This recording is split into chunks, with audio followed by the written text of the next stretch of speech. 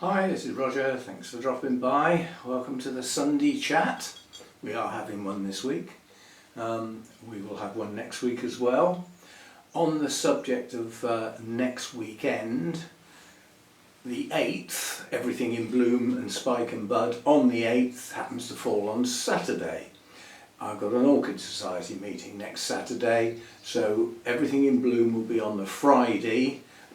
It's unlikely to be a video for the Saturday unless I pre-record something. So that's that.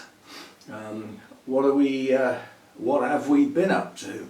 Well, I've finally taken in the PDF file of our Orchid Society's magazine. This isn't our periodical magazine. It's effectively a one-off. It's one that is sold. We do sell it, and it's basically how to look after, it's called How We Grow Our Orchids, and it's basically been written by various long-term growers about the different genera you're likely to come across within the Orchid Society. And it's effectively had a revamp, that's why we're going into print again. There's quite a lot of my pictures in there.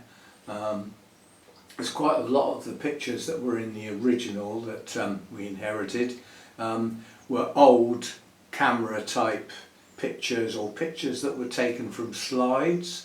They weren't very sharp, so basically a lot of the pictures have been replaced from various sources, including me. There's actually quite a few of mine in there, which is good. I didn't write any of the articles in there. Other people updated what was there and created new articles for the genera that have been added in. But it's got, if you take away the front cover, it's got 50 pages of text and photos. It's quite a substantial thing. Hang on,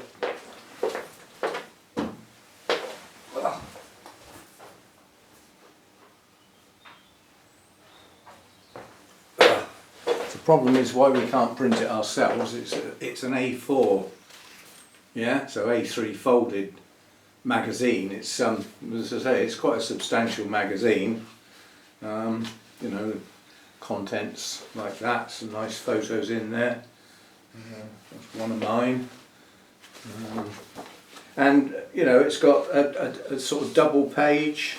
There's a couple more of my pictures. It's got a double page on each genera. A little bit more for the dendrobiums. Another two of my pictures. Yes, so it's a nice magazine, and it's the trouble is that was put into print many years ago when printing was substantially cheaper. The cost of the quality papers, and more importantly the inks, has substantially gone up now, and a lot of that is supply and demand. The guy was saying, he said, because people don't buy magazines so much anymore, so the cost of producing one on a shelf in a shop has gone up considerably, because you're not producing them in such large bulk, but you've still got the same distribution costs, the same transport costs for not so many. So everything's gone up in relation to that. These have worked out at £7.80 each to produce. Members are going to get them at a discount for those that want one. And we do have quite a lot of new members that won't have seen this before. As I said, this is a revamp, reprint. So I've been organising that this week. I go and collect that's the proof copy. I'll be going and collecting the rest of them this coming week, probably Tuesday or Wednesday, something like that, and then they'll be ready to take to the meeting. Hopefully we'll sell a few. We've only ordered 25. I've been sitting on the old ones that we've got since I became treasurer, and I think we may have sold 4 or 5 in that time, in all those years. They don't sell much, but we're hoping to do a bit of a promotion on the front desk as people come into the show. They're not going to get it any cheaper, but by doing it as what looks like an offer, it's not cheating, But basically, if we do a flyer that actually says, you know, magazine and entry for a tenner, I'm going to kill two birds with one stone, because if people hand over a £10 note and I haven't got to give them any change, I'm over the moon, because we always end up running out of change. But yeah, I mean, it's selling that for £7 and £3 entry fee, hand over a tenner, take your magazine, in you go. That's the idea anyway. That's still got to be agreed. That was just my idea. The show's not till beginning of March, so we've got time to think about it. But yeah, it's turned out quite nice. You know, it's nice sized text for people to read. I mean, I've got a PDF version, so I can look at it on my big screen if I choose to. So there we go. That's one thing I've been up to. It's not much else because it's still slow. As far as the orchids are concerned, it's still slow progress. But the days are starting to show that little bit longer. When you get a nice evening now, you know, with blue sky and that, you know, you sit down for my evening meal, I think, I don't need the light on, it's still daylight, you know. So the days are slowly but surely getting longer, and this is good stuff. It's still not long enough to have a major impact on growth stimulation. Things are not bursting into growth yet. It's there's not enough difference. It's not there yet. But you know, come the end of February into March, it will be. Things will start moving again. So that'll be good. And as the light day length increases, the other thing that happens is your watering frequency will need to be increased, because if things start growing, they'll start using the water up a bit quicker. And if you've got things coming into growth, you can start introducing a bit more feed perhaps, or even some, if you haven't been giving them much, if any. Yes, so that's that. Thanks for the support for the channel, as always, whatever shape, form you think is okay. Watching the videos is good. Thumbs up is, you know, definitely very good. YouTube takes a lot of notice of that. It never used to, but it does now. It's classed as engagement, you know, for you to bother, because it is a big bother just clicking on that little thumb. It's a real big bother. I know it's a pain. Really difficult to do that. So I can't keep a straight face. But when you do that, it's classed as engagement. You've bothered to engage with the video. So YouTube likes that sort of stuff. So that's good. Done it yet? So that's that. And obviously leaving comments is good as well. YouTube, again, you know, it sees comments, it sees me putting answers on them, those that warrant something being said and all that sort of stuff. That's what YouTube likes. What it doesn't like is somebody starting to watch the video and within the first 10 seconds or so disappearing, gone. That video is not going to get any pushing at all if that happens frequently on a video that's a recent load. Those are the things it doesn't like. It doesn't mind if you watch a reasonable amount and then leave, but it would prefer you to stay on YouTube. So you leave one video and go to another. And if that next video is on the same channel, that's a big tick. Yeah, you've stayed with the channel. So the channel is seen in a better light. So that's what YouTube gets up to. That's how it works out. You know, when you go onto your subscriptions feed page, I don't know whether you get that on a phone. There's not enough room. I mean, my subscriptions feed page is 4 across by 3 or 4 down. That's the number of videos that YouTube is showing me. You know, would you like to see any of these sort of thing? And then the other type of engagement is when you actually choose to watch a video, however you get there, via a search or whatever, some channel's homepage that you've subscribed to. You start watching the video, and for me on a laptop, down the right hand side I get a load of videos offered to me. Those at the top of the list that I don't have to scroll, that's the stuff that YouTube thinks is really important to me, not to the people who own those videos. That's how YouTube's changed round. It's trying to engage me with YouTube. So it gives me things that it's reasonably certain I might want to watch next. No good giving me a load of random flipping stuff I've never heard of, because chances are I'll be off. I'll be on Facebook or watching the telly. So that's how YouTube thinks nowadays. It's trying to keep people engaged with itself, with YouTube. Stay within YouTube. Stay on the same channel for more than one video. Real bonus sort of thing, that is.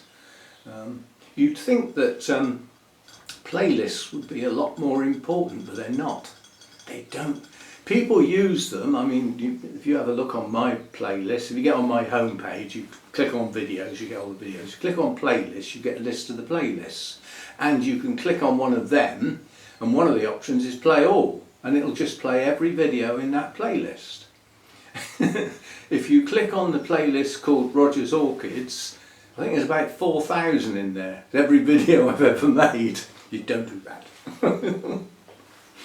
Although letting it run in the background can do no harm. But yeah, I've created a lot of playlists over the time, and a lot of them never get watched. They didn't even get watched when they were new. So to me, they don't serve much purpose, apart from collecting videos together that are about a subject. Now that's what they're for. You know, they're to gather things together. Even the simplest playlist is a set of videos that you like, that you'd like to play again. Now I don't do it, but I could do that with music videos and actually create a dozing off in the chair playlist. We could have one of those. We could have a quiet playlist for when I get up in the morning and it's too early and I don't want to wake the neighbours. You know, we could have the Turn It Up Loud playlist. That would be a good one. You might not like it, but it would be a good one. The Play It Loud playlist.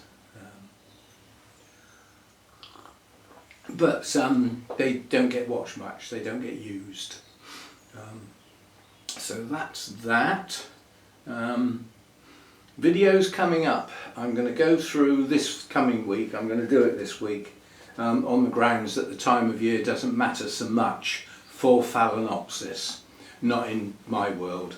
Their environment doesn't change to a greater extent, unlike stuff in here, where the day length and light levels dramatically change as the year progresses towards that period when the sun starts getting on the roof. That doesn't happen where the Phalaenopsis are. They're on the kitchen windowsill, facing north. So they never see any sun, they never see any intense light. The temperature in the kitchen doesn't change that much. Unless we get a real heat wave, it doesn't get hot in there other than when I'm cooking. So, you know, it's quite a stable environment for them. Could do with being warmer for them, but it's warm enough. So I'm going to go through my notes and find every Phalaenopsis that either hasn't yet been repotted, there'll only be a couple of those, or ones that have been in that potting media some considerable time. And we'll have a session and we'll repot everything that either hasn't been done yet since I bought it or hasn't been done for some considerable time. And I've got plenty of bark, you know, it's not like I'm going to use up all my resources, and we've got a show coming up if I want some more bark. You know. This is the time of year when spring is a good time to repot a lot of things. I won't say all, but it's when things are coming back into growth. It's not a bad idea. Things are coming out of dormancy. It's all that sort of stuff going on. And if you've got a reasonable number of orchids, then this time of year you ought to be thinking about resources. How much are you going to need? Have you got enough bark? Do you need some more moss? Have you got enough pots? Are they the right size? Because a lot of the times when you repot something, you go up a size. Have you got the right types of pots? You know, and the right, you know, suitable amount. And always have more than you think you're going to need, because you will need more than you think you're going to need. Always happens to me anyway. Maybe not you, maybe you can get it right every time, but I don't. You know, if I buy a dozen pots, guarantee I'll need 20. Not all at once necessarily, but yes. So plan your resources, make sure you've got enough of everything, and if you haven't, then where are you going to get it from? Do you know that? Have you got to look round and try and find somewhere new? You know, all that sort of stuff. It's a good time to do it when there's not much else going on. When you get in the middle of repotting and you run out of bark, it's not funny, because it might take a couple of weeks to get some. You know, might not be able to get it just round the corner. So, you know, have a think about what you need to get in. Now I've got a bit of a problem. This meeting next Saturday, I've got to prepare a plant for a show. Talk about what you need to do to prepare a plant for a show. My main concern is that I don't think I've got a plant that's suitable, you know, so I might have to go on the scrounge, you know, and see if I can get somebody else to bring something in. It's just I haven't got much that's, you know, if we had a show next Saturday, I'd have a couple of plants to put in, but they don't need much getting ready, if you know what I mean. I mean, I'll give you an example. If I just put that down, this would make a nice plant to have in a display at a show because the blooms are smashing, but it doesn't need any getting ready, or not much. The only thing that would need doing really is putting it in a black pot that comes up higher than the rim of that pot, yeah, and possibly just cover the top with some small bark, new small bark, to make the pot look neat and tidy, and make sure that black pot was clean, not spotty and all that sort of stuff. The leaves are reasonably clean, there's not much to do to them, and that sort of plant doesn't need staking. If you stake that, it'll look silly, because all the plants, all the blooms will stick up in the air. That's not how they grow. It's a gently arching spike. That's how they grow. So that wouldn't need much getting ready, would it? I do have another Coleogyne that's got several spikes on. Yeah. I'll have a think about it. I haven't got Cymbidiums that are far enough advanced to stake the spikes yet. They're too short. I mean, this one down here, I could take that in, but the spike doesn't need staking. It's thicker than my finger. It's massive, self-supporting. So there's nothing to get ready. You see what I mean? It's just not much in the position needed, you know. I mean, from your point of view, if you want to see me getting a plant ready for a show, there are a couple of videos in, you know, back in the day. Don't know when the last time is I did one, but I have filmed getting plants ready for a show. I did one a very long time ago with my prima donna in its early days, that long ago. I think it's about 6 or 7 years ago, something like that. And that really is a lot of prep. That's dealing with old canes, hiding canes behind leaved canes because I didn't want to cut them off, positioning blooms so that they all have a nice aspect to the judge's view and everything. It's quite an elaborate video, that one. What the hell it's called, I don't know. Seagulls going over.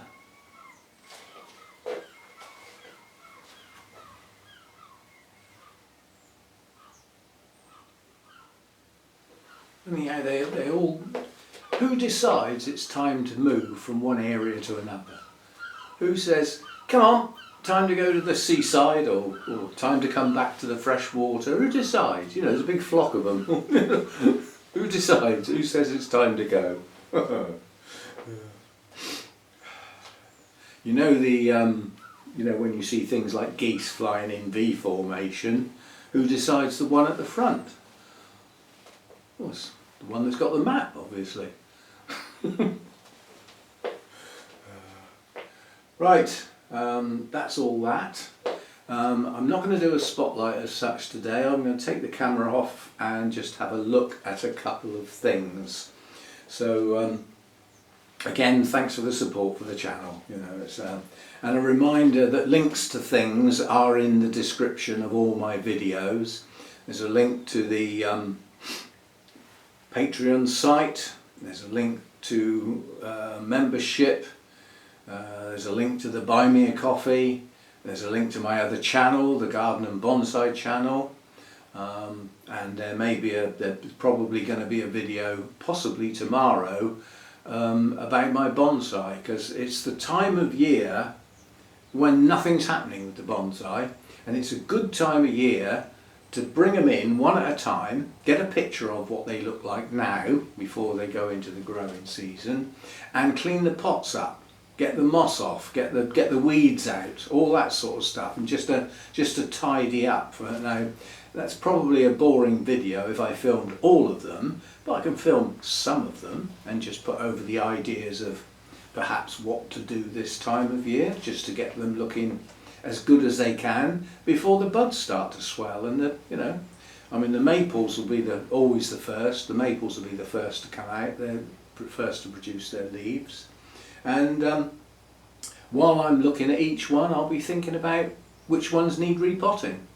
And there are a few this time round, including a couple of biggies that I'm not looking forward to, but they've got to be done.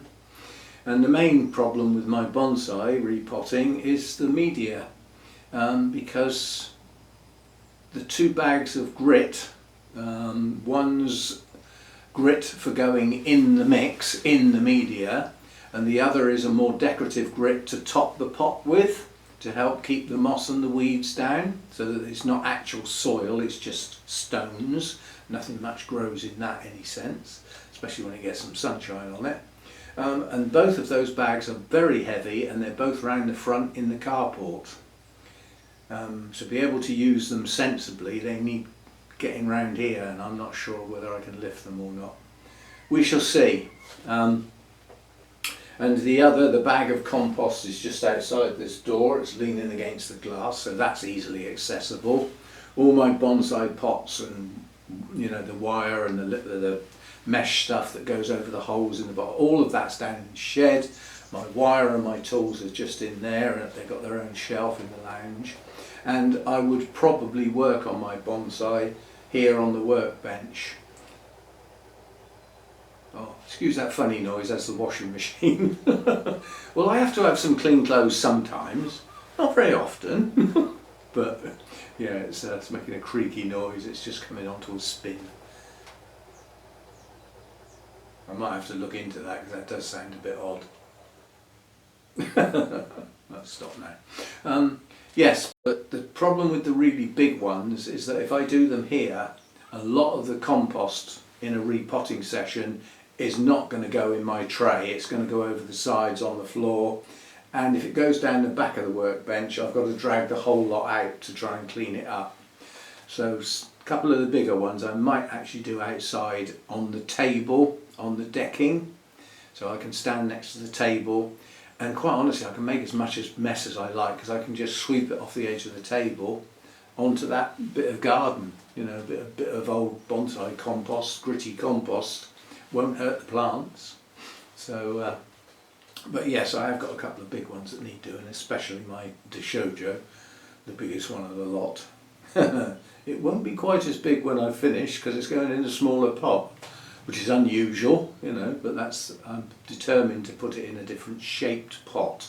It's in a nice big oval shallow pot, and to get the roots, when I did last pot it was a long time ago, the plant had to come right up out the top of the pot because of the roots that were on it, because I didn't want to chop them all off. So it's like on a mound on the top of a hill, and that's not so easy when it starts to get dry and you want to water it. The water runs straight down the hill and off the edge of the pot, it doesn't get in there, so it's difficult to water at the moment. So it's got to go in a much deeper pot and a smaller one. So it will have to have quite a root prune to enable that to happen.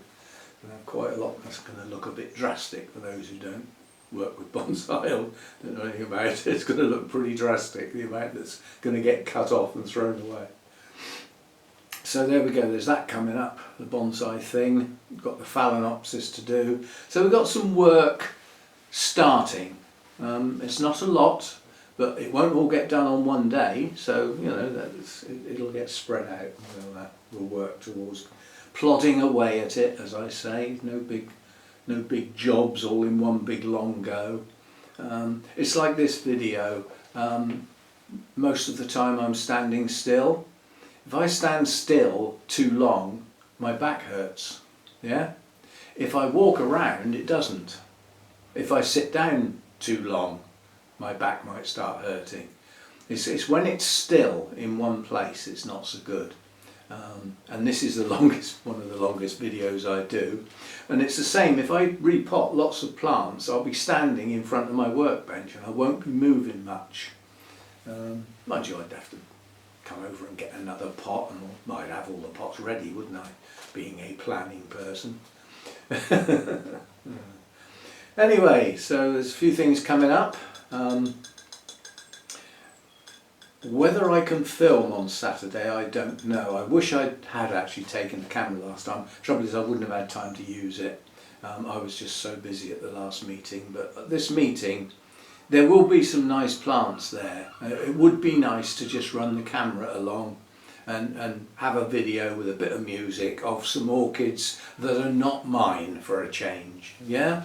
I mean, most people that watch the channel regularly, you probably know my plants better than I do.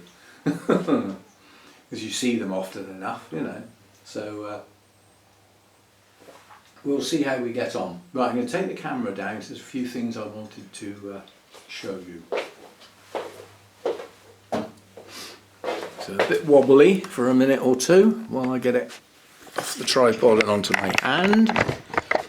Now I'm not going to go around filming the blooms that I've got, simply because we've got the video coming up. Everything in bud, bloom and spike is due in 5 or 6 days time, so it would be silly filming them now, wouldn't it? So I'm not going to do that.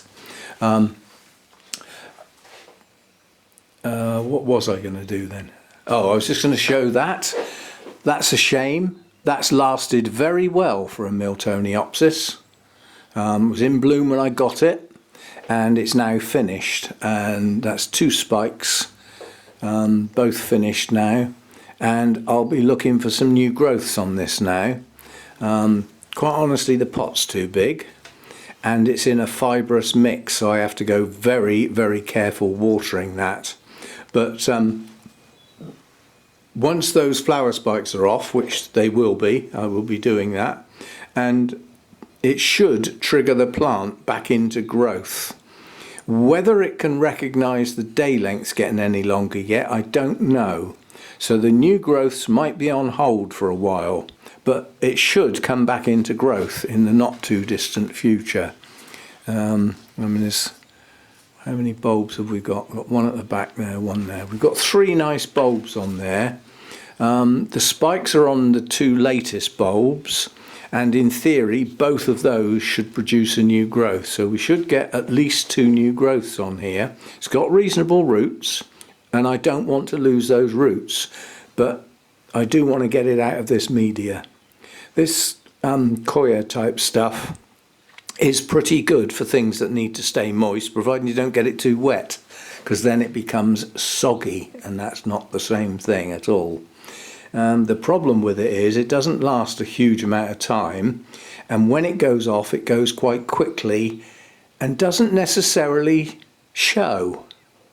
Yeah, because the top of the pot dries out the quickest, so you don't really know what's going on down here, and what's going on down here could be a real soggy mass of breaking down media that doesn't show on the top of the pot, and when it goes and it goes very acidic. So it pays to get the repot done before the roots start getting used to the way that mix is, and then when you repot it, it's too much of a change for them and you end up losing some roots, if not all of them. A bit finicky when it comes to repotting the Miltoniopsis. But it's not a bad plant, it's got nice leaves, it's got roots, and I'd like to keep it that way and hopefully get the new growths to bloom. As I said, I've got the cooler temperatures now, so I've got a much more suitable environment for growing Miltoniopsis, which is why I got a few more. I mean, we've got that pot full of grass and these 2 here. So I have decided to get a few more in. If I see some more and I like the blooms, I will get more. because the ones I've got don't seem to be doing bad now. So that was that. And then over here, I've been saying for ages that this will be the next Cymbidium to open. Well, sometimes you can be wrong. Those buds are enormous, and you'd think they are right on the edge of opening. Well, they probably are, but they haven't split at the end yet. That's what happens when Cymbidium buds are about to open.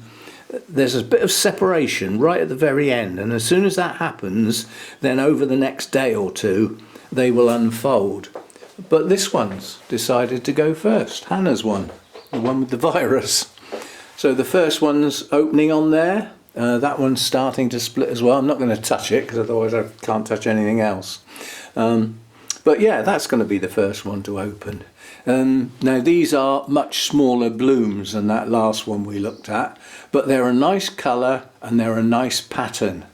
And it'll be interesting to see whether they're disfigured or got strange marks on them. I mean, it's quite a seriously virused plant, and yet it's produced 2 good spikes. So anyway, that will be the first new Cymbidium bloom that we shall see, and over the next couple of days. Obviously that will get filmed when I do the everything in bud, bloom and spike later in the week. So even if I don't do it before then, it will get filmed then. By then, at least that bloom will be open, and probably that one as well. So that's that. The infundibulum buds, if I can get a side-on view. Can I get a side-on view? Yes, through that gap there. I can't see where the hell the camera's pointing. Yeah, and if I zoom through the gap in the Cymbidium leaves, you can see now that those buds are well extended. Those are going to be open very, very soon. Lovely big pristine white blooms with a lovely deep yellow gold centre in the lip. And there's more buds lower down on that spike. There's another 2 buds there pushing on, and there's more buds on another spike that I probably can't get at from here. Yeah, you might just be able to see them through the leaves there. It's another couple of... no, it's decided to focus on the things closest to it. It does that. Whoops, knocked the tripod flying. And I don't know what this bright light is out in the garden. I think it's called the sunshine. But blue sky, look at that, not one fluffy little cloud. Nice blue sky and some winter sunshine, which, if there's no breeze or wind, it starts to warm things up while it's on things, like that bamboo. That's get a bit of breeze, so that'll still be cold. But I'm now getting a bit of sun in the garden, and it's coming through the alleyway down the side of the house. Because the leaves aren't on the oak tree yet, yeah, and the sun's low in the sky, it's below the lowest branches on the oak tree at the moment, and there's nothing in the way down that alleyway, so as it moves round, it casts a shaft of sunlight through into the garden, which is good. Doesn't last long because the sun moves appears to move quite quick this time of year.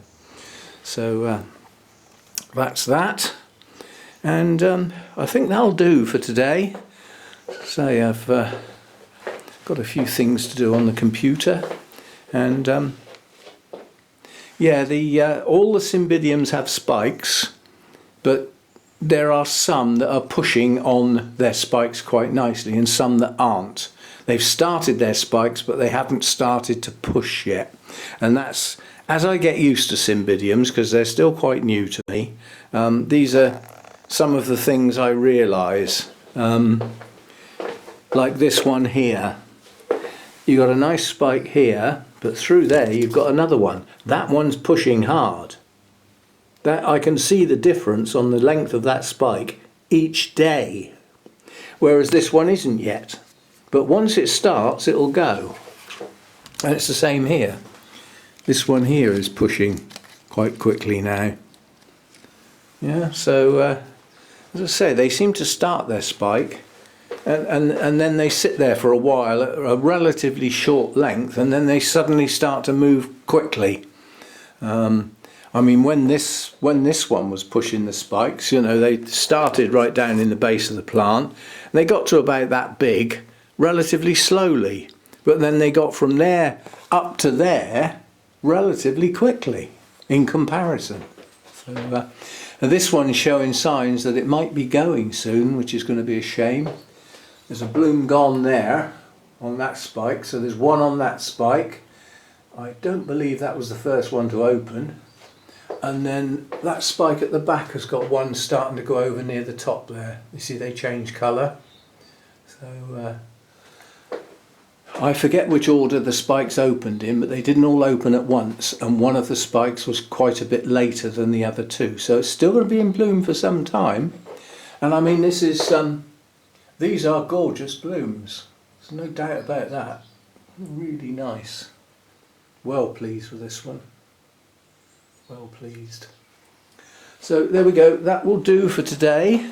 As I said, I've got a list of all my plants when I got them, when they were last repotted, and in my notes it also has got, when I get a plant that obviously I haven't repotted yet, on the repot date I just put unknown or unknown okay for now. So there are I don't think there's any with unknown in there. There's some with okay for now. They're ones that I've got where the media's not gone. You know, it's not all soggy and mushy and completely gone, and the plant needs repotting instantly. So if I get one that's, you know, new to me and hasn't been repotted, it'll say okay for now. That just means keep your eye on it and don't leave it too long. And there are a number of those, most of which will probably get done towards the end of March, when we've definitely got the day lengths back again and things should start to grow on. So yeah, what shall we end on? Do an end on. I've got to end on this because they don't last long. So we'll end on the Laelia anceps. Wonderful blooms. And I'll see you next time. Thanks for dropping by.